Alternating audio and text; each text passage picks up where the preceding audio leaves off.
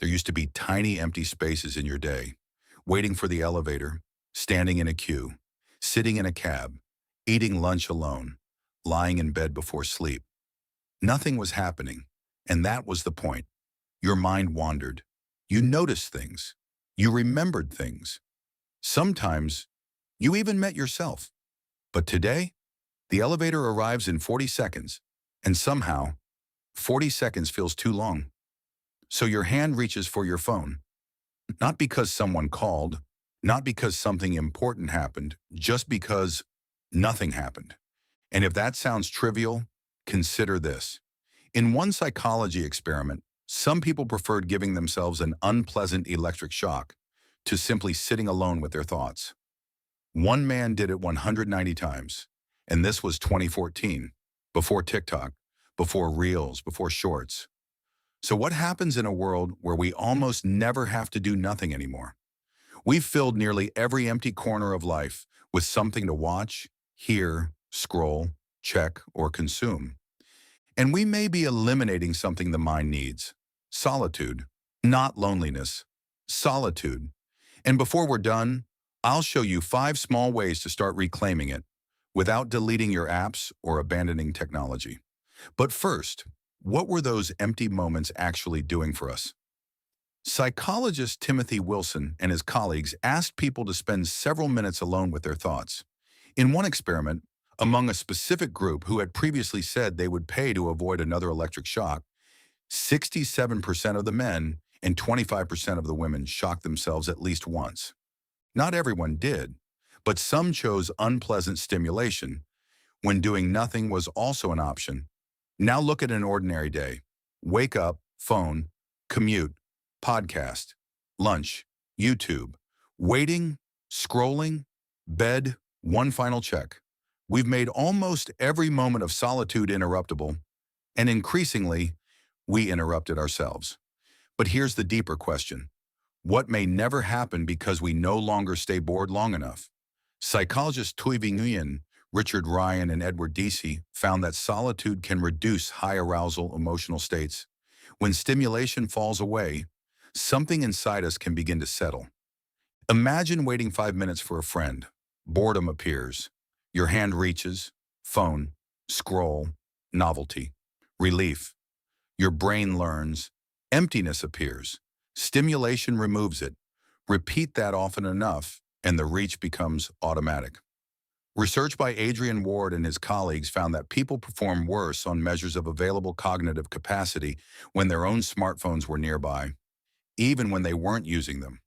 The phone can be silent and untouched, yet psychologically present.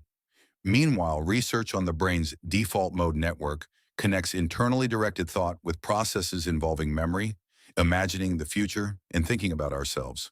When nothing seems to be happening outside, quite a lot may be happening inside.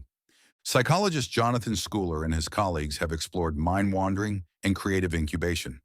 Sometimes an idea arrives in the shower, during a walk, while staring through a window. Not because you tried harder, but because your mind had room to wander, except now the shower has music, the walk has a podcast, the queue has Instagram. We haven't eliminated boredom. We've eliminated many of the places where boredom could transform into reflection. So ask yourself, where do you reach for your phone almost automatically? Waiting? Eating? Walking? Before sleep? Hold on to that answer. We'll come back to it. Imagine tonight, you put your phone down, the room becomes quiet. 10 seconds pass. Then something appears. Restlessness. Your hand reaches again. That tiny moment is where ancient philosophy becomes surprisingly modern. The Stoics practiced prososha, attention to what was happening within. Indian philosophy speaks of sakshi bhava, witnessing what arises without immediately becoming it. Buddhist practice gives us sati, awareness before reaction. Different traditions, different languages, the same movement, awareness before escape. Because modern life often trains the opposite. Lonely, message, restless, scroll, anxious, search, bored, watch, unsure. Ask AI. These tools aren't the enemy. The problem begins when every inner state immediately receives an external answer. Because sometimes an emotion doesn't need content. It needs to be heard. And this is where solitude becomes bigger than boredom. When the noise finally stops, you may notice, I'm exhausted. I miss someone. I'm avoiding something. This life doesn't feel like mine. Maybe that's why silence can feel uncomfortable, because eventually you hear what the noise was covering. Perhaps sometimes we're not escaping boredom, we're escaping ourselves. You can spend an entire evening alone without actually being alone with yourself. Physically alone, psychologically crowded. That is the real crisis. Not smartphones, not social media, not AI, no stillness. But you don't need a digital detox. You can start much smaller. The 5-step stillness reset. Step 1, protect one. Empty moment. Choose one moment that normally belongs to your phone. Morning coffee, an elevator, a short walk, no screen, no audio. Let it stay empty. Step 2, delay the escape. When your hand reaches for the phone, wait 30 seconds. Ask, what am I reaching away from? Don't fix the answer, notice it. Step 3, create a no-input window. Protect 10 minutes each day from new information.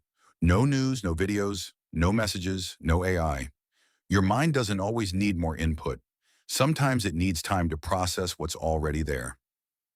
Step 4, let your mind wander. Walk without giving your attention a destination. Let thoughts connect. Let boredom arrive. It may not be the enemy. It may be the doorway between stimulation and yourself. And finally, step 5, ask one question. When things become quiet, ask, what have I been too distracted to notice? Don't force an answer. Just create somewhere quiet enough for one to appear. Remember that moment you identified earlier, where you automatically reach for your phone? Which step could you try there first? If you want, put just the step number, 1 to 5, in the comments. Make it a small commitment, and check the special announcement in the pinned comment to help you get started on your journey. Tomorrow morning, maybe you make a cup of tea. You sit beside a window. Your hand almost reaches for the phone. But this time, you leave it.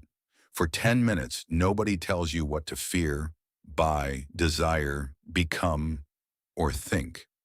There's just a room, a little sunlight, a wandering thought, and you. That isn't wasted time. In the digital era, it may be one of the most valuable spaces you still own. We surrendered solitude one tiny moment at a time. One cue, one meal, one walk, one reach for the phone. And perhaps that's how we reclaim it too. One empty moment at a time. So protect that inner room. The algorithm doesn't need every empty second. The world doesn't need permanent access to you. And you don't need to turn every silence into content. Because solitude is not where you disappear from the world. It is where you make sure you haven't disappeared from yourself.